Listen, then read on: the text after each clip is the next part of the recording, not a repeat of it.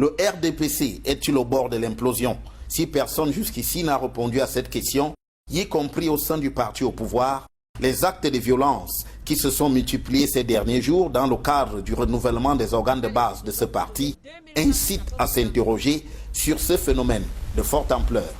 Après les militants de Konyambeta dans le département du BAM et Inubu, qui avaient envahi la route nationale numéro 4, la résidence du sous-préfet de Bembis dans la région du Sud vient d'être incendiée par des militants du RDPC en colère. Dans le département du Mayo-Danaï, dans l'extrême nord, le secrétaire d'État aux enseignements secondaires est accusé d'intimidation et l'on parle d'une arme à feu brandie par un candidat à Eligomfomo dans le département de la Lekié, dans la région du centre. En chœur, les militants du RDPC dénoncent des tripatouillages, comme c'est le cas dans l'arrondissement de Languina, dans la région du centre. Il y a eu beaucoup de tripatouillage, de trucage, donc j'ai été obligé de faire arrêter par 2 fois le vote.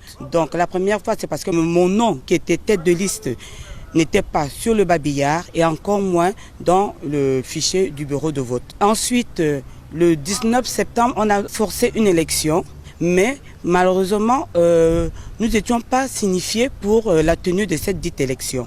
Donc nous avons encore une nouvelle fois enlevé les urnes et stoppé le vote. Selon les explications, autant à Olangina qu'à Yaoundé 5, parmi les faits pointés, il est question des charters.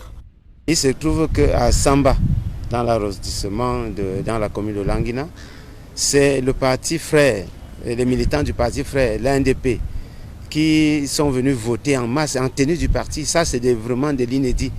Et au mépris vraiment de la commission communale de section. Nous avons eu des charters avérés établis. Nous avons des images où des bus de plus de 70 places déportaient des gens pour les amener. Puis, ils arrivaient dans des villages, personne ne les reconnaissait. Au-delà, aussi bien à Yaoundé 5 qu'à Olangina ou encore dans le Mayo-Danaï, les candidats sortant du RDPC s'arc-boutent aux affaires, selon leurs camarades. Le président sortant de section, par ailleurs, et aussi maire, procède aux menaces. Si vous regardez les forums politiques de Chinois Yaoundé 5, où on montre des militants qui ont eu des maisons brûlées, juste parce qu'ils n'ont pas voté la couleur, le rose du maire sortant, des menaces. On dit comment on va casser les maisons des gens, on va faire ceci, patati patata. Bref, c'est de l'intimidation, c'est des menaces à outrance au quotidien.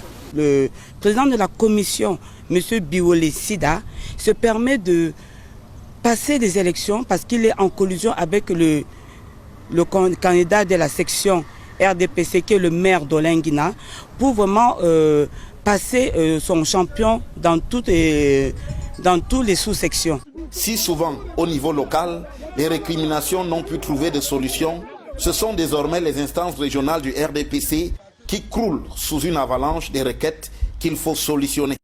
Jamais les renouvellements au sein du RDPC n'auront donné lieu à un tel déchaînement de passion. Quelques indiscrétions laissent entendre que cette situation résulterait de l'éventualité d'élections anticipées qui pourraient être convoquées et que les acteurs politiques du parti au pouvoir entendent aussi se positionner dans la perspective de l'après-Paul Biya.